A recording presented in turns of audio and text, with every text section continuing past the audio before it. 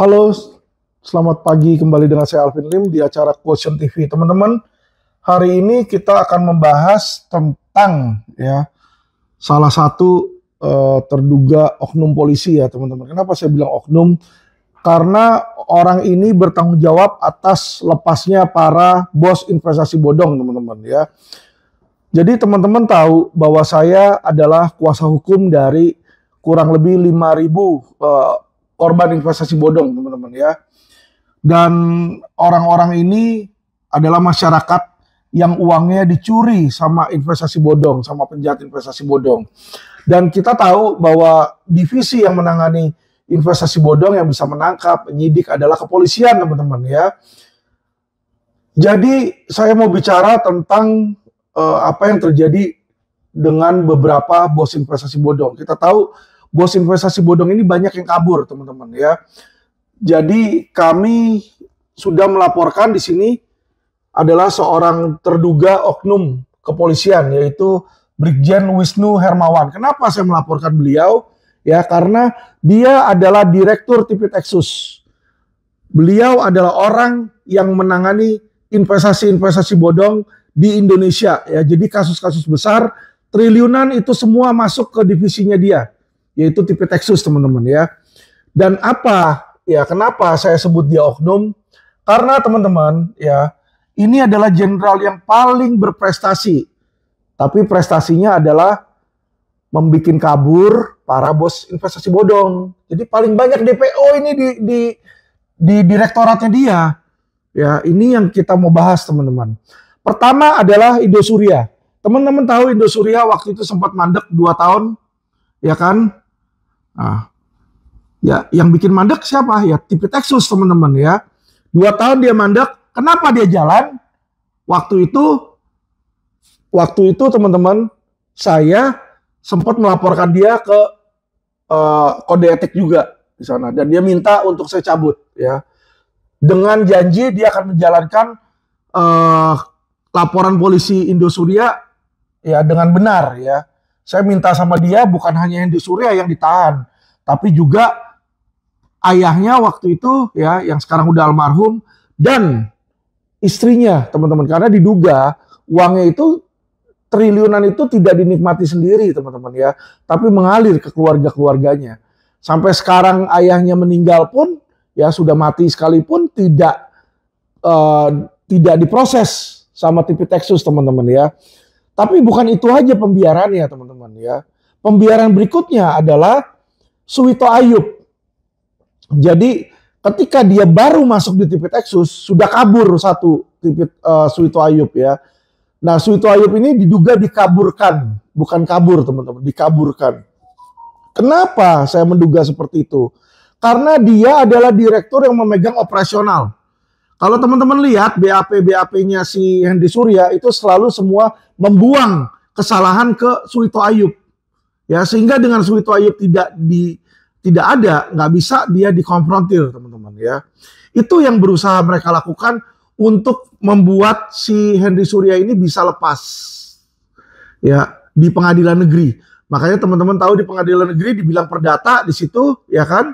Dibilang perdata sempat lepas di sana. Masuklah, saya demo, akhirnya jalan lagi teman-teman. Jadi DPO pertama yang lepas di saat jabatan Wisnu adalah Suwito Ayub teman-teman ya. Indosuria 17 triliun. Kedua adalah Net89. Teman-teman harus tahu ini tentang Net89. Net89 ini adalah perusahaan robot trading teman-teman ya. Jadi mereka bilang bahwa mereka bisa melipat gandakan uang orang 1 bulan 10% teman-teman. Jadi dalam waktu 4-5 bulan aja uang Anda udah double di situ. Ya karena apa? Compounding, bunga berbunga. Tapi lebih dari situ teman-teman ya. Waktu saya sempat ditawarkan oleh Andrianto, saya menolak. Saya bilang saya sudah tahu ini udah nggak benar ya kan. Saya sudah lihat, wah ini robot trading kagak ada ini kayak beginian. Kalau ada robot trading ngapain dia ngambil duit orang? Dia punya 1 M aja dalam waktu 5 tahun udah bisa jadi 1 triliun kok kalau dengan 10% sebulan ya teman-teman ya. Jadi saya udah melihat ini nggak benar. Nah apa yang saya lakukan di situ ya kan, saya menolak. Gak lama kemudian benar teman-teman. Ya, ternyata Net 89 ini bodong. Ya, Andrianto tiba-tiba susah dihubungi, ya, sering menghilang di situ, dicari sama korban-korbannya, hilang teman-teman, ya, kabur.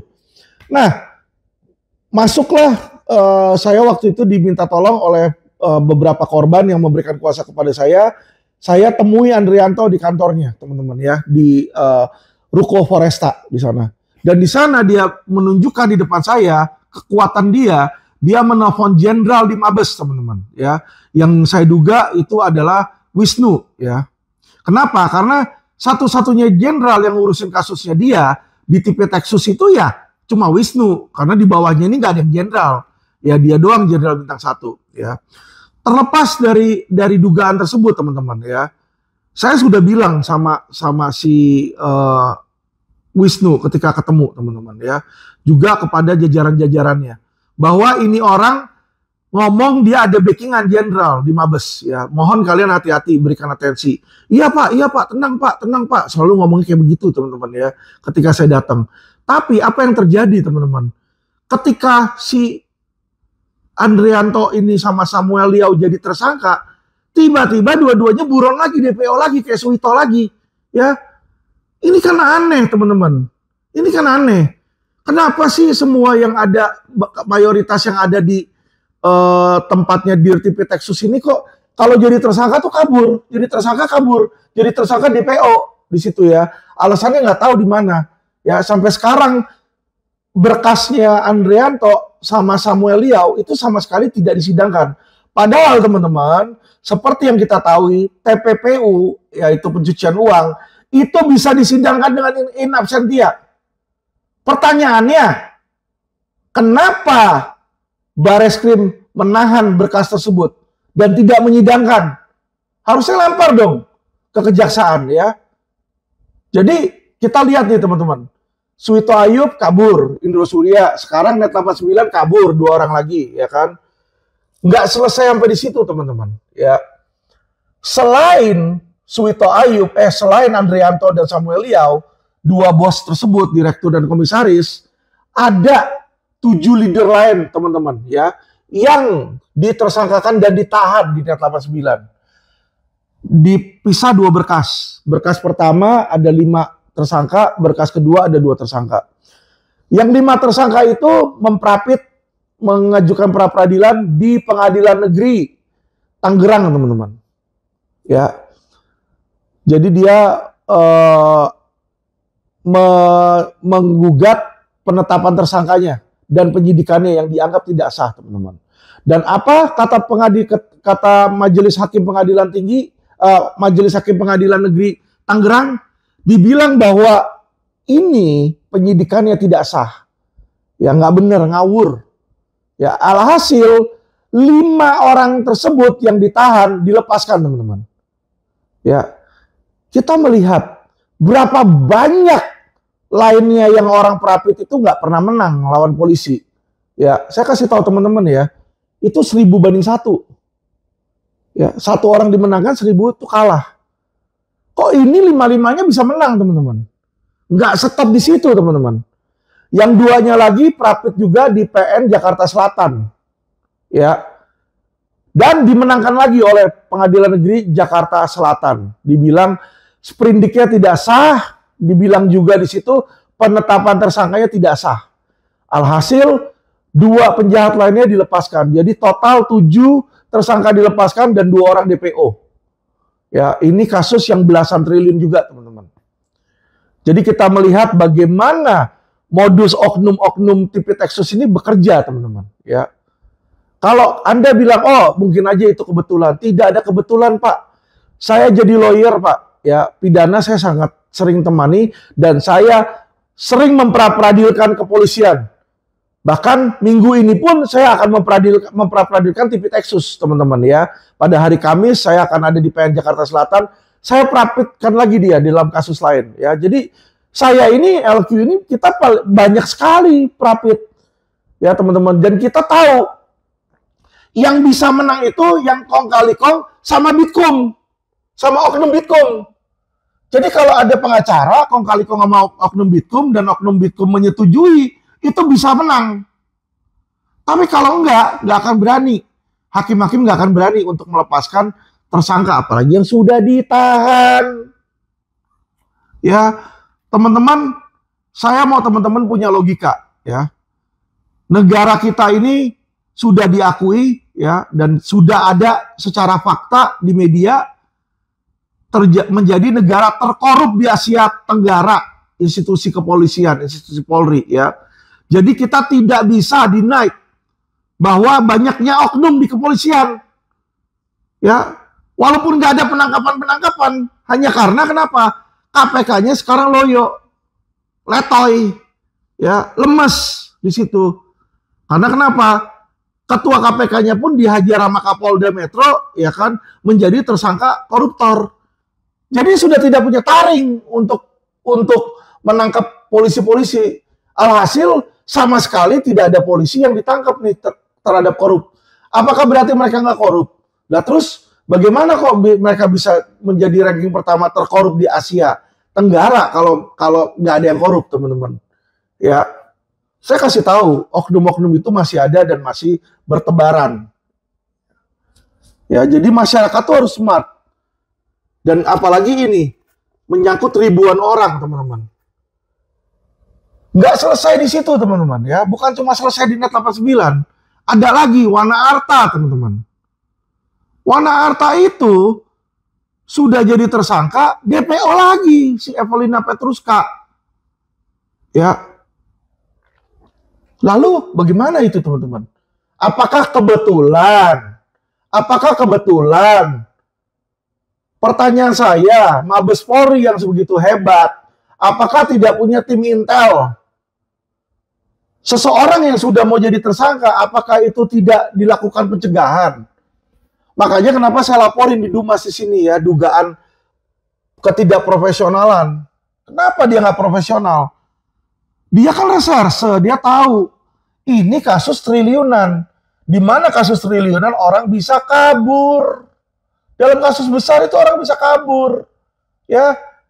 Nah, otomatis apa yang harusnya dilakukan seorang pemimpin Tipit Exus kalau dia tahu ada kemungkinan kabur? Dicekal. Apa itu cekal? Cegah tangkal. Ya.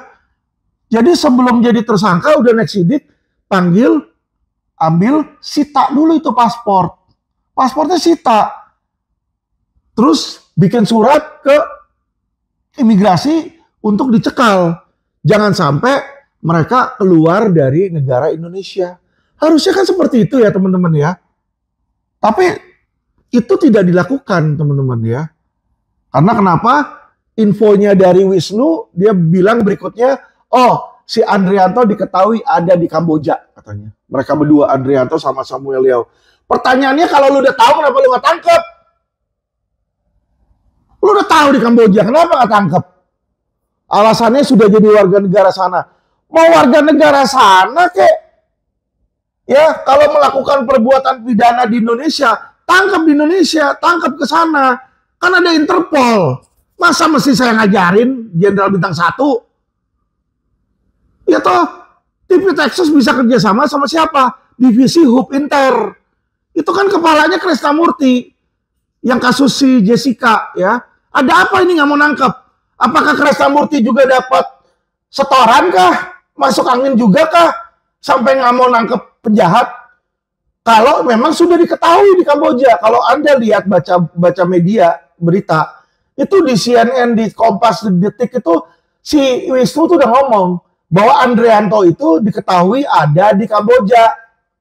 Ya, lalu kenapa nggak hubungan sama Hupinter, minta Interpol untuk tangkap, minta asistensi dari Kamboja untuk tangkap?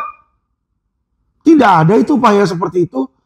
Sudah 2 tahun ini, ya. Jadi teman-teman, kita melihat ya, patternnya. Jadi teman-teman harus pinter. Kalau cuma 1, 2, oke lah, ya. Tapi kita lihat nih banyak sekali yang kabur. Dan di sini masyarakat harus smart. Apakah mereka benar-benar kabur atau dibantu dikaburkan oleh oknum? Saya kalau misalnya mau kabur, nggak bakal bisa kabur kalau saya nggak ada bantuan dari oknum aparat. Benar atau benar? Saya bagaimana tahu saya mau ditersangkakan? Kalau saya nggak ada backingan oknum di dalam yang memberitahu saya. Ya kan, bos, lu udah mau jadi tersangka, mendingan kabur dulu. Kan pasti ada yang ngasih tahu. Kalau enggak, mana mungkin saya tahu? Mana mungkin bos-bos itu tahu? Ya tahu bahwa mereka akan jadi tersangka, dan kapan jadi tersangka. Karena mereka kabur itu ketika jadi tersangka. Sebelumnya dia masih di situ. Ya, waktu naik sidik pun masih di sana, masih di Indonesia. Dan ini bukan hanya stop di Net 89, teman-teman. Wana Arta juga bosnya Evelina Petruska juga kabur, teman-teman, ketika jadi tersangka. Ya, dan yang nangani sama Wisnu Hermawan. Ini Jenderal Bintang 1 loh. Ya. Kira-kira kalau benar dia masuk angin, berapa fee untuk ngelepasin tahanan? Coba saya tanya deh pada masyarakat. Coba komen ya. Jadi Suwito Ayub mau kabur misalnya, dia bantu, anggap deh dia bantu. Saya nggak menuduh nih dia terlibat ya kan. Tapi kalau benar dia masuk angin, berapa ratus miliar itu satu orang? Kalau cuma 1M 2M nggak bakal mau Bintang 1 bos. Ya. Dan ini bukan satu penjahat, Pak. Bukan cuma Suwito Ayub Indosuria. Ada lagi Net 89, ya. Ada lagi apa namanya yang Wana Arta, dan masih ada 2 lagi teman-teman yang sedang saya tangani. Ya, yang masih mandek sama Mabes, yaitu Mina Padi dan Narada. Ya. Narada udah sempat ditangkap keluar. Dan nanti ya dalam waktu 1-2 minggu lagi saya akan bongkar ke teman-teman ya satu kasus yang dimana orang yang sudah tersangka, sudah DPO, ditangkap tapi dilepaskan. Saya ada buktinya. Ya. Dan bahkan kasusnya mau di SP3 lagi sama Mabes ya. Akan saya sebutkan di video berikutnya teman-teman ya. Biar kita nggak mix. Tapi saya mau kasih tahu ke teman-teman ya kan. Saya bongkar ini bukan karena saya benci kepada kepolisian, bukan karena saya mau menyerang pribadi seorang jenderal, bukan. Saya bicara bukan menyerang pribadi dia. Saya berbicara membuat aduan dan kritik terhadap jabatan dia.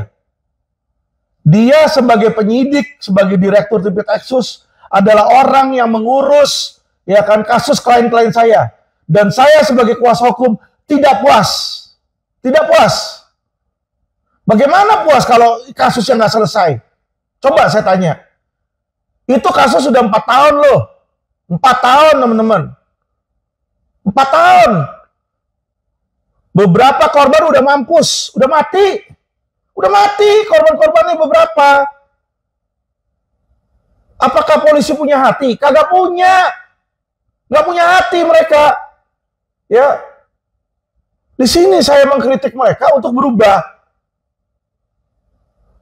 Nah, saya mau tagih nih janjinya Kapolri. Kalau Kapolri bilang, ya kan, hukum itu tajam ke atas, tumpul ke bawah.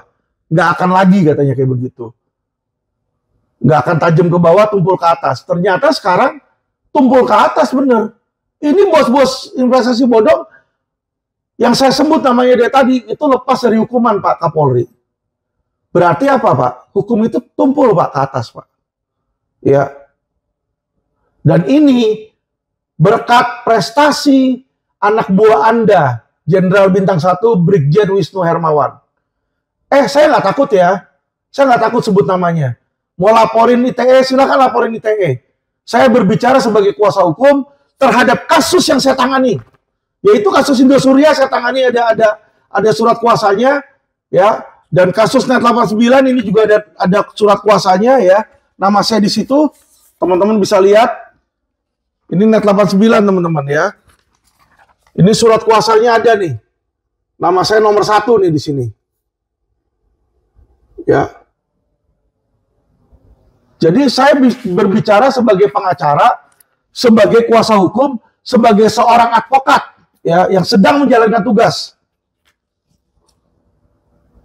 Saya melakukan pembelaan terhadap korban-korban saya 5.000 orang ya, yang sampai saat ini belum menerima dana mereka, baik itu Indosuria, Net 89 ya, Minapadi, Narada.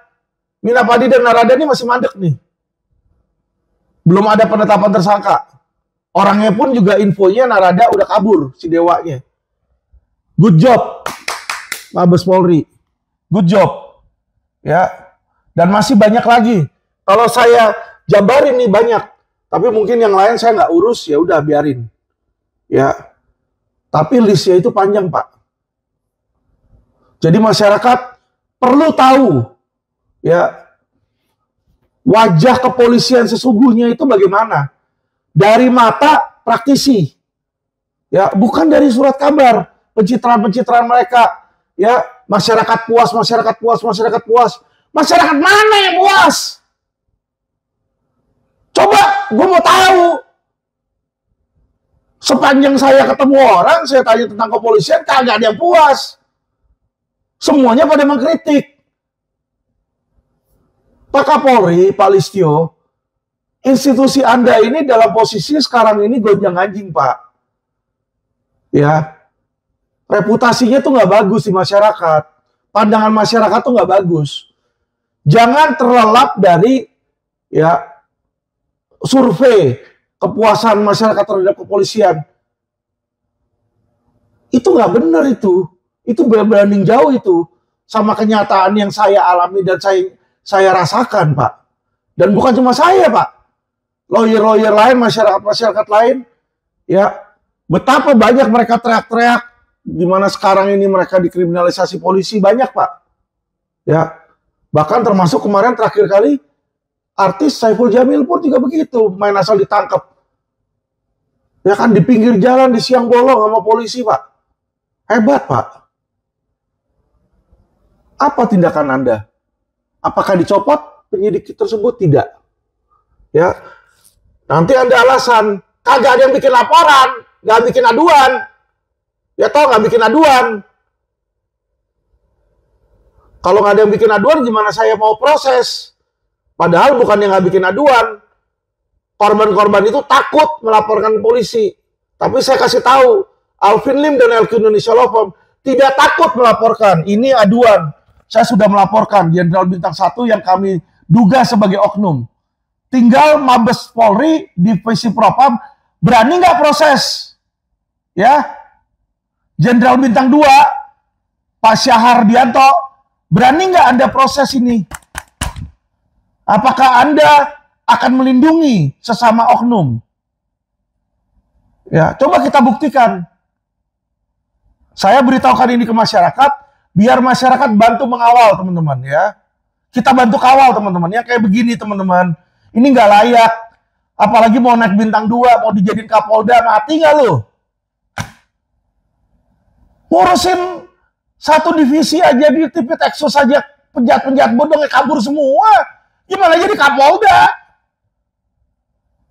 Nanti penjahat di daerah tersebut merajalela makin banyak di situ. Ya, dipelihara lagi nanti malah.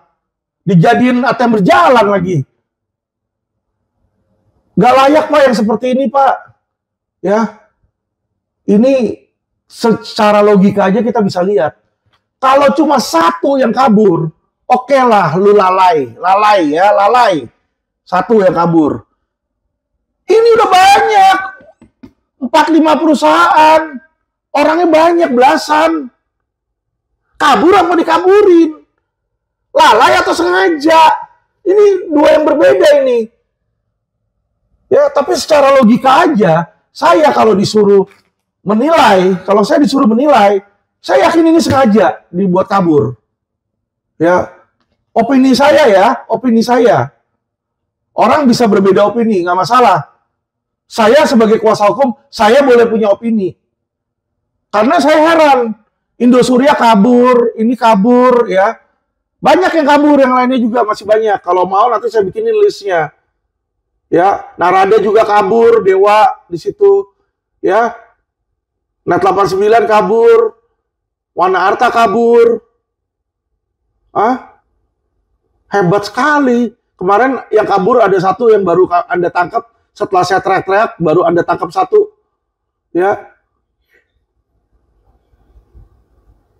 Jadi Pak Wisnu, ya, ini Pak Wisnu ini, Direktur TP-Texus ini, coba kalau menurut netizen, ya, sengaja atau lalai? Coba komentar ya. Teman-teman masyarakat, saya butuh masyarakat untuk membantu. Ya, kenapa? Kalau kita nggak bikin ini viral, saat ini Jenderal Bintang 1, nanti kalau Bintang 2, Bintang 3, Bintang 4-nya, semua jadi oknum masyarakat. Kita semua yang akan sengsara, Pak. Kita semua yang akan sengsara, ibu-ibu. Ya, saya mungkin nggak lama di dunia, saya nggak tahu berapa lama. Ya, saya bicara ini bukan untuk saya, bukan untuk pribadinya saya. Saya mungkin tidak akan mengalami hal seperti ini. Kenapa? Saya lawyer. Ya, saya punya masa, saya juga punya media, saya juga punya kekuatan, saya punya uang juga gitu loh. Ya, tetapi bagaimana nasib kawan-kawan saya, teman-teman saya, saudara-saudara seiman saya, saudara-saudara sebangsa saya, saudara-saudara setanah air saya, yang mungkin tidak punya resource seperti apa yang saya punya, akan jadi bulan-bulanan. Ya, kasihan. Orang udah dibawa kabur duitnya, investasi bodong. Kemarin dapat ruko, contohnya, rukonya masih juga mau dirampok lagi. Ya, dan di belakangnya siapa backingannya? Polisi, oknum polisi. Aduh, kasihan itu. Ya, jadi teman-teman masyarakat, jangan Anda pikir, ini bukan urusan gua. Benar, yang investasi bodong ini mungkin Anda nggak korban. Anda bukan satu dari 5.000 korban mungkin ya. Tapi bagaimana kalau nantinya Anda kena kasus lain dan terjerat hal yang seperti saya ngomongin saat ini? Anda di situ baru sadar. Tapi saat itu sudah nggak ada orang seperti Alvin Lim yang berani berbicara. Nggak ada orang seperti Alvin Lim yang berani laporin Bintang 1.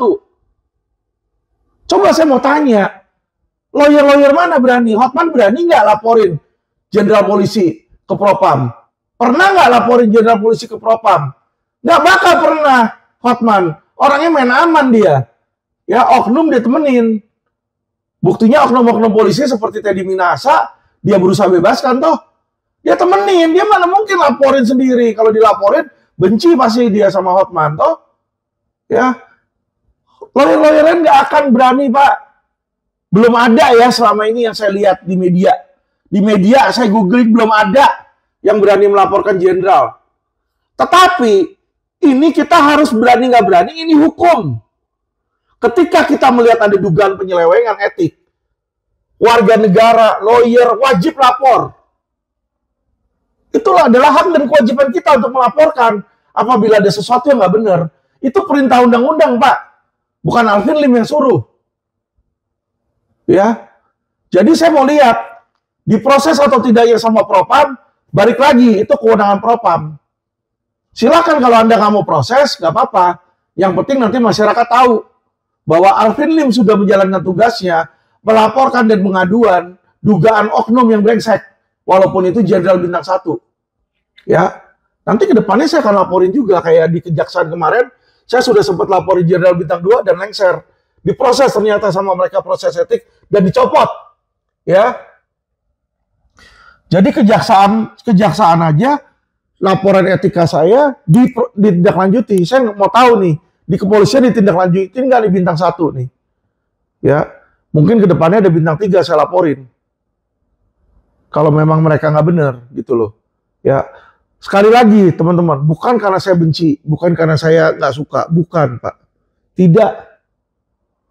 Saya Alvin Lim hanya menjalankan kebenaran, menjalankan hukum. Coba bayangin teman-teman, nasibnya dengan net 89. 2, bosnya kabur.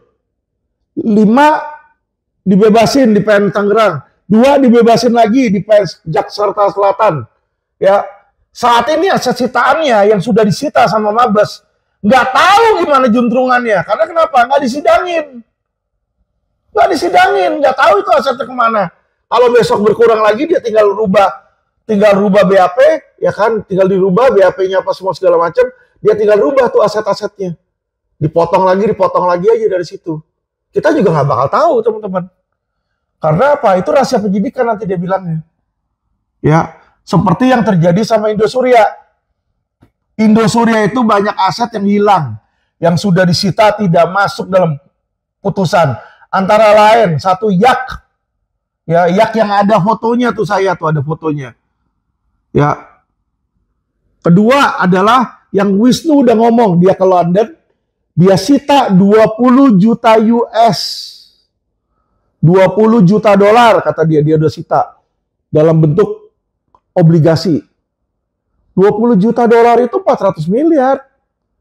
Sedangkan cash yang ada dalam sitaan itu cuma 40 M, Pak. Cuma 40 M. Dan itu cash dalam rupiah, bukan dalam obligasi dolar. Pertanyaannya kemana itu? Si Wisnu udah ngomong di media, "Weh, udah ada aset sitaan." Tiba-tiba kagak ada, hilang di putusan. Saya tanyakan pertanggungjawabannya, jawabannya ayo. Nggak bisa menunjukkan bukti suratnya, penyitaannya dia nggak bisa buktikan. Apa itu?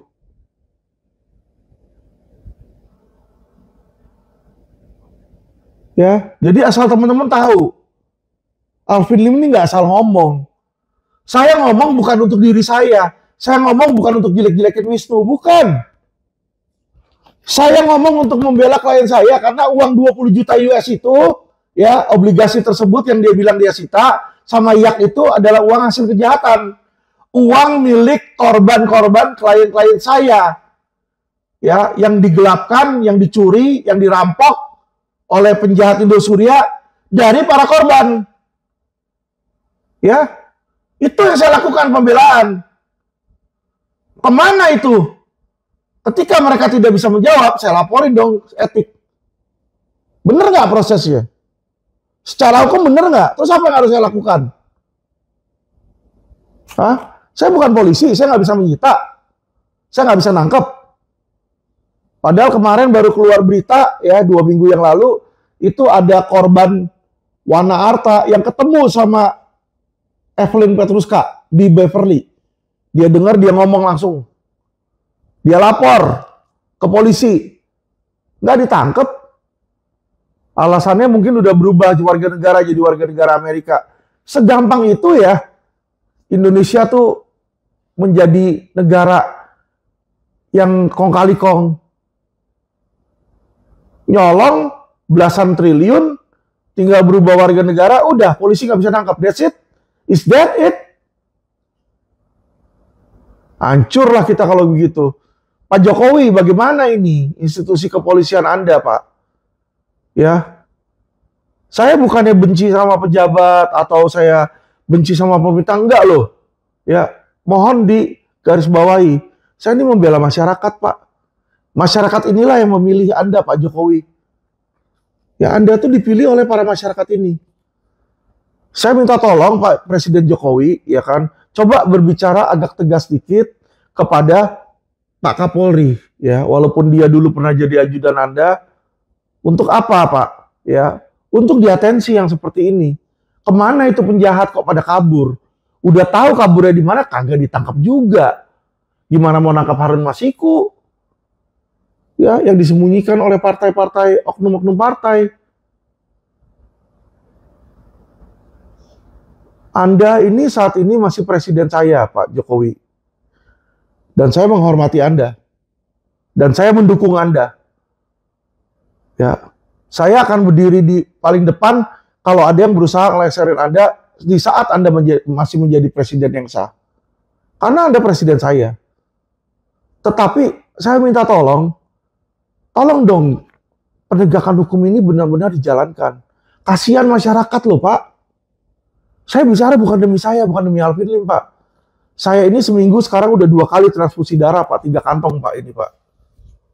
Kondisi saya ini nggak prima, Pak. Makin lama makin turun, Pak. HB saya cuma 5,5, Pak. Tapi saya, Pak, masih lebih mementingkan masyarakat Indonesia dibanding kesehatan saya, Pak. Jadi, agar Pak Presiden Jokowi tahu bahwa saya cinta sama negara ini. Lebih dari jiwa saya. Kenapa?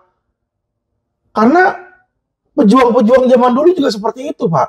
Dia pergi berperang, dia besok bisa tinggal lama doang, bisa mati dia. Kena peluru tembakan. Kalau sekarang peperangannya itu sudah tidak melawan penjajah sekutu lagi, Pak. Tapi perang saudara, Pak. Oknum-oknum mafia-mafia hukum itu, Pak. Jadi perang kita sekarang lebih sulit, Pak Jokowi. Tapi saya yakin Anda menjadi pemimpin, Anda bisa bijak. Anda bisa bijak. Karena saya melihat bagaimana manuver-manuver Anda dalam politik hebat, ciamik, Pak. Tapi, Pak, tolong, Pak. Benahi hukum, Pak. Hukum ini saat ini sangat berantakan, Pak. Benar, Pak. Kasihan loh, Pak, orang-orang yang pada teriak ke saya ke LQ Law Firm. Setiap hari, Pak, kantor kita tuh rame. Saya sampai nggak ada waktu untuk makan, Pak, kadang, Pak. Menerima komplainan orang, komplainan masyarakat tentang betapa buruknya penegakan hukum. Terutama terhadap oknum kepolisian, Pak. Polisi sekarang ini kerjanya ya kakak sama adik berantem, kata-kataan, caci maki, dijadiin tersangka ITE. Ya urusan tetek bengek, tai kotok yang kecil-kecil gitu, Pak. Ya kagak ada juntrungannya, Pak. Gak ada maknanya kayak begitu. Diurusin sama polisi, oknum-oknum, Pak. Untuk apa? Bisa pers kiri, pers kanan. Kasihan, Pak, ngelihat kayak begitu, Pak. Sedangkan kasus-kasus yang benar-benar kasus, Pak. Mobil kita aja LQ, Pak, dicolong udah 2 tahun yang lalu, Pak. Pelakunya dia udah tahu, sampai sekarang juga kagak ditangkap. Mobilnya ada di mana, olah TKP, disita juga kagak. Lucu, Pak, di situ, Pak. Ruko dibakar, ada malingnya depan mata, dia tidak ditangkap sama polisi. Jadi penjahat-penjahat sesungguhnya itu kalian biarkan. Sedangkan yang bukan penjahat, yang cuma berantem kakak adik, cuma adu mulut begitu, dimasukin penjara. Seolah-olah orang itu tuh penjahat. Aduh, Pak. Bohwat, Pak, saya ngelihat situasi di Indonesia ini udah amsyong banget. Ya, mau dibilang putus asa, tapi gimana pun juga seputus asa saja ini negara aku tercinta, tanah air saya. Kalau rusak saya tinggalin, nanti yang kasihan istri saya, anak saya, cucu saya ke depannya. Mereka yang akan jadi korban. Itu yang saya pikirkan, Pak. Kalau saya udah nggak mikirin untuk diri saya sendiri. Saya udah pernah jadi korban kalian kok, jadi korban hukum itu udah pernah. Masuk penjara sudah 3 kali, ya. Sebelumnya juga saya yang rebutan anak saya jadi masukin penjara. Gak ada tuh selain saya rebutan anak dimasukin penjara. Cuma Alvin Lim aja rebutan anak, si Kate yang mana anak itu pun juga saya ngurus. Tapi saya dimasukin penjara. Ya, apakah membuat saya jadi benci sama Indonesia? Tidak. Justru saya mau membenahi. Supaya jangan orang-orang lain, jangan saudara-saudara saya sebangsa setanah air jadi korban seperti saya. Ini yang kalian harus tahu. Jadi jangan kalian salah persepsi tentang Alvin Lim, menyatakan bahwa Alvin Lim mau melawan pemerintah, melawan negara. Tidak. Saya seorang diri mana bisa melawan pemerintah. Saya seorang diri mana bisa melawan pejabat. Saya cuma mau kalian itu lebih baik. Agar oknum-oknum ini dibenahi. Saya bukan yang melawan Polri. Kalau Polri dibilang sekarang Mabes itu sarang mafia karena ada oknumnya, banyak oknum. Nah, yang harus kalian lakukan adalah benahi oknum. Bukan orang yang mengkritik malah dihajar. Itu salah. Salah banget itu. Ya. Sedangkan sekarang, situasi di Indonesia sekarang, Pak Presiden Jokowi, ya kan, pengkritik itulah yang masuk penjara. Coba Om Polos mengkritik Agung Sedayu, masuk penjara dia. Ya, ada lagi tuh yang mengkritik tentang environmental, rusaknya lingkungan hidup, ya kan, belum lama tuh masuk penjara lagi. Ya, yang mau kritik-kritik tuh tadinya udah mau disikat-sikatin semua. Rocky Gerung mau disikat juga. Aiman ya sudah sempat dipanggil juga di mana tuh namanya, di Polda Metro, ya. Kamarudin, yang seorang pengacara juga, saya pun juga begitu ditersangkain, Kamarudin ditersangkain. Mengapa sih orang yang mengkritik yang cinta pada tanah air justru harus kita-kita ini yang jadi korban? Kemana gerangan pemerintah? Kalian ini pelindung kami loh. Kalian ini pemerintahan ini seharusnya melindungi masyarakat loh. Apalagi sampai yang mencintai kepada pemerintah. Saya ini tidak benci pemerintah, saya ini tidak benci dengan pejabat. Tapi kalian harus akui dan harus sadari bahwa banyak oknum di situ. Dan oknum-oknum inilah yang harus diberantas. Tapi bagaimana Anda memberantas, Bapak Presiden memberantas kalau ring satu Anda aja, menteri-menteri Anda aja pada korup. Ya. SCL korup, ya toh. Ketua KPK Firly Bahuri korup, ya toh. Mentan korup, Menkominfo korup. Lu gimana itu? Sedangkan masyarakat yang memiliki informasi dugaan adanya oknum malah dibenci. Ya udah nggak apa-apa. Ya. Karena memang ini beban yang harus saya tanggung. Ini salib yang harus saya tanggung, nggak masalah. Ketika saya teriak ada oknum di mana, ya toh orang pada nggak suka. Ya udah nggak apa-apa. Saya bilang teriak misalnya ada oknum di kepolisian, polisi jadi nggak suka. Saya bilang ada oknum di gereja, ya kan? Orang-orang gereja jadi nggak suka misalnya. Padahal yang saya ngomong ini oknum.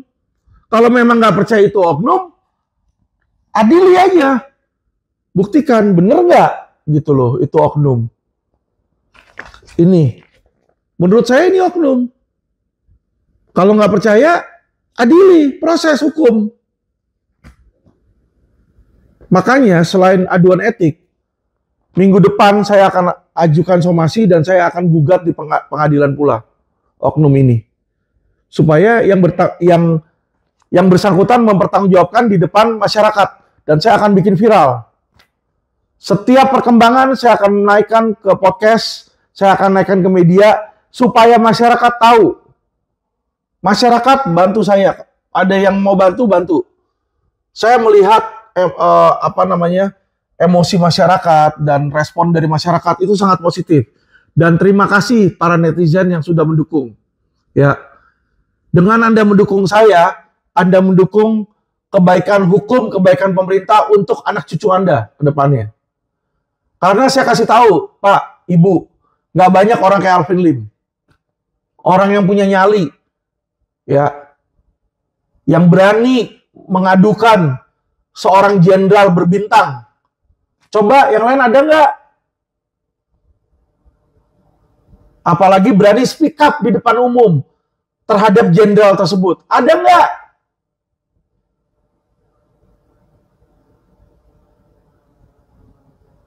Kalau memang ada, coba tunjukin saya. Saya lihat nggak pernah ada.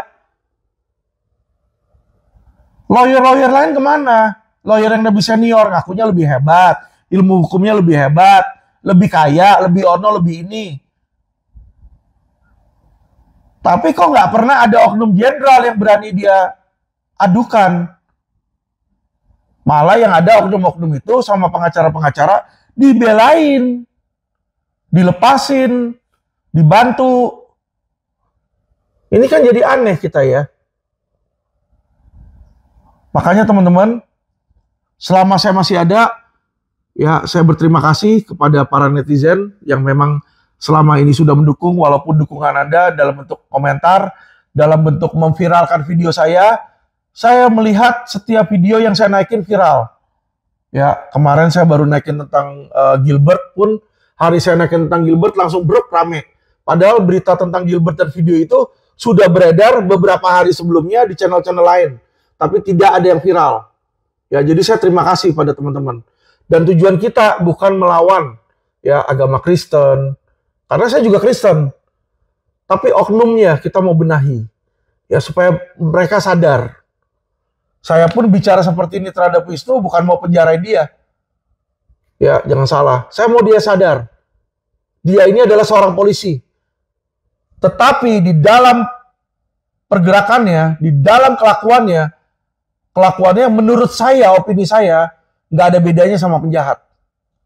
Karena kenapa? Karena orang yang melepaskan penjahat itu sudah melakukan pidana. Yang membiarkan penjahat, membiarkan terjadinya pidana itu sudah melakukan pidana. Baca undang-undang. Jadi ketika dia sebagai pemimpin membiarkan narapidana DPO tidak ditangkap, dibiarin aja di Kamboja, dibiarin aja di Amerika Serikat, ini sudah pidana. Apalagi menahan sebuah kasus. Sampai sekarang kasus dengan berkas dua orang tersebut, Andrianto dan Samuel Liao, itu nggak pernah disidangkan in absentia. Kenapa dia tahan? Ini ada pembiaran. Yang namanya terpidana itu ya harus dia sidangkan. Kalau orangnya kabur tetap kayak Joko Chandra. Sidangkan kasusnya. Bagi itu aset sitaannya, katanya udah sita 2 triliun lebih. Ya kan, itu milik korban, bos. Bukan milik penyidik. Dengan Anda tidak sidangkan, Anda tahan-tahan, itu uang milik korban itu Anda biarkan di situ. Dan menurut saya itu sudah pidana sebenarnya. Makanya di dalam opini saya, bagi saya Anda sudah penjahat. Anda harus berubah, Pak. Anda itu polisi. Tapi bagaimana kelakuan Anda tanpa Anda sadari, Anda sadar atau tidak sadar, Anda sudah menjadi penjahat.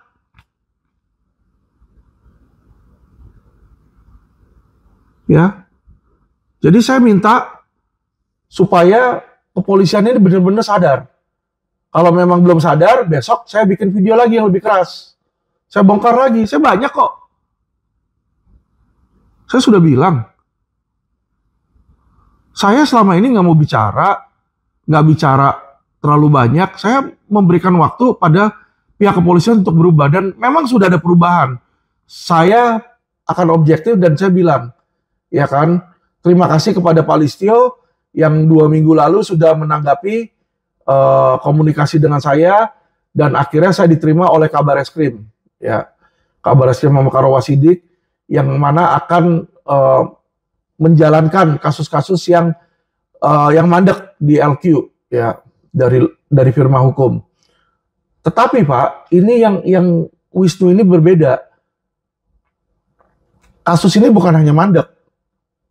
Kasus ini berhubungan dengan Pak Syahar, Kadif Propam. Karena ini bukan mengenai kasus, tetapi mengenai etika seseorang. Ya, yang bersangkutan pun, karena udah sering saya ocehin, si Wisnu ini, handphone saya diblokir. Sehingga saya mau nanya tentang Net 89 pun nggak bisa. Saya datang ke sana, yang bersangkutan takut, kayak tikus kagak berani ketemu. Ya kan? Takut dia. Saya datang ke sana, saya bilang, saya mau ketemu Wisnu. Kabur orangnya. Oh, lagi di luar. Padahal ada di situ. Ya sudah, kalau orangnya takut ketemu saya, ya toh, saya bicara aja di media, supaya dia dengar. Simpel kok. Simpel. Bapak Jenderal tidak berani menerima saya, ya kan? Saya speak up. Saya bicara di media, biar melalui media, mereka yang sampaikan ke Bapak. Pasti sampai kok ke Anda. Ya. Tapi kasus-kasus lain, saya berterima kasih kepada Pak Kabar Eskrim yang sudah menerima, ya kan? Dan saya akan dengan itikat baik memproses kasus-kasus tersebut sehingga bisa berjalan. Ya, saya nggak minta kong kali kong, kalau benar jadi salah, salah jadi benar. Tidak, Pak. Saya nggak pernah minta seperti itu, Pak Kabar Eskrim. Ya, saya tahu Anda adalah Kabar Eskrim yang baik. Ya, Kabar Eskrim yang sekarang ini baik, saya tahu. Pak Wahyu, namanya Wahyu Widada. Saya tahu Anda baik dan Anda adalah juara 1 di lettingan Anda. Situ. Makanya saya juga berikan kesempatan dengan itikat baik juga, Pak. Tetapi ini ada orang jenderal ya yang saya adukan etikanya. Yang mana itu bukan wewenang Kabar Eskrim tapi wewenang Kadif Propam, Pak. Ya. Jadi saya minta agar kepolisian ini bisa berjalan dengan baik. Jangan main-mainin kasus, jangan main-mainin masyarakat, karena itu adalah nyawa dan nasib mereka. Ketika ada memainkan pidana di situ, ya kan, duit orang bisa terkuras, nyawa orang bisa mati di dalam tahanan, seperti Pepen. Pepen itu tanahnya diambil, orangnya dipenjarain, di dalam penjara Pepennya mati. Kasian loh itu. Ya, masih banyak lagi yang lain. Tapi saya rasa saya nggak perlu sebutin lah. Ya, saya cuma mau Indonesia berubah. Saya lakukan ini demi Indonesia, bukan demi Alvin Lim. Saya kasih tahu Pak, kalau saya melakukan ini demi saya, ya kan, saya nggak dapat duit kok jelek-jelekin orang. Kalau saya dianggap kayak begini kan saya dianggap jelek-jelekin orang. Padahal saya mau berikan opini saya. Ya kan, dan apalagi nambah musuh. Orang yang saya ngomongin pasti nggak suka. Bukan hanya orang yang saya ngomongin, kroni-kroninya dia pun juga pasti nggak suka. Ya toh nggak menguntungkan saya. Tapi kenapa saya lakukan? Agar ada perbaikan hukum. Karena kalau saya nggak ngomong, nggak ada satu orang pun di Indonesia yang berani. Disitulah. Ya, jadi saya bicara seperti ini sekali lagi, ya, bukan untuk mencemarkan nama baik dari seseorang. Tetapi saya berbicara tentang jabatannya, tentang profesinya. Bagaimana ketidakbecusan dia di dalam menjalankan tugas sebagai seorang penyidik TV Texas, ya. Camkan itu. Jangan nanti diputar balik. Alvin Lim mencemarkan, ngata-ngatain jenderal, ngata-ngatain ini. Tidak ada itu. Ya. Saya ini mengkritik dia punya kerjaan yang gak becus. Anak saya mungkin bisa jadi dir TV Texas lebih bagus dibanding si Wisnu. Apaan kayak begituan, jadi dir TV Texas pada kabur semua. Malu-maluin, bener-bener malu-maluin Indonesia tuh. Diketawain orang nanti kita. Polisi lu gimana? Berapa banyak penjahat investasi bodong yang lu tangkep? Bosnya kabur semua. Uangnya balik gak korban-korban? Kagak. Beda dong sama Amerika. Amerika lihat tuh Madoff tuh. Di penjara 100 tahun. Hah? Bukan cuma seumur hidup tuh. Berapa kali lipat seumur hidup dia si Madoff. Ya, ditangkap langsung. Hartanya, asetnya diambil, disita-sitain semua. Kalau di Indonesia gimana? Hilang hartanya nggak tahu kemana. Kok bisa hilang? Kok ternyata aset yang udah disita sama polisi nggak ada di pengadilan? Kan aneh. Polisi sita, polisi ambil kok nggak ada di pengadilan? Aset sitaannya kemana, bos? Ya udah komentar aja deh teman-teman. Mendingan masukin komentar di YouTube sini ya. Kira-kira kalau ada aset sitaan, asetnya nggak masuk di dalam putusan pengadilan, aset itu dikemanakan oleh si polisi itu, ya. Kalau saya boleh menilai, TV Texas tuh direktorat paling kaya itu. Yang dia tanganin triliunan, berapa banyak kasus triliunan kemarin dia iniin. Wah, cuan, ya. Cuan. Dibuat kabur, cuan, nanti aset hilang, tinggal bagi-bagi. Ini asetnya berapa nih? 500 miliar, ya udah, lu kasih gua 200 M, 300-nya lu ambil balik dah. Gua tinggal hapus dari daftar berkas. Selesai. Yang tanda tangan penyidiknya itu aja, pemimpin yang menyetujui, jalan. Kan bisa modus seperti itu. Ya, modus tuh banyak. Ya, saya tahu seperti ini. Saya juga bertanya dengan Pak Susno yang adalah mantan Kabareskrim. Dan beliau mengakui bahwa memang ada oknum. Dan cara kerja yang saya ngomongin ini benar terjadi. Ya, terbukti juga di dalam putusan PT SPI. PT SPI itu kan aset sitaannya dibagi-bagi oleh penyidik. Terbukti itu. Orangnya ditangkap, orangnya 2 itu diadili dan terbukti bersalah. Jadi modus yang saya ngomong ini bukan fitnah, ini sudah pernah terjadi. Dan mungkin masih terjadi Cuma belum ketangkap aja karena nggak ada yang nangkap. Maling-maling tersebut masih bebas berkeliaran. Ya, oke teman-teman, saya nggak mau panjang lebar, itu aja. Saya minta tolong pada netizen ya untuk bantu viralkan, karena hanya dengan disitulah, dengan Anda membantu viralkan, maka kita ini bisa ada perubahan dalam hukum teman-teman ya. Kita harus berubah menjadi lebih baik. Oke, terima kasih teman-teman. Salam cerdas hukum.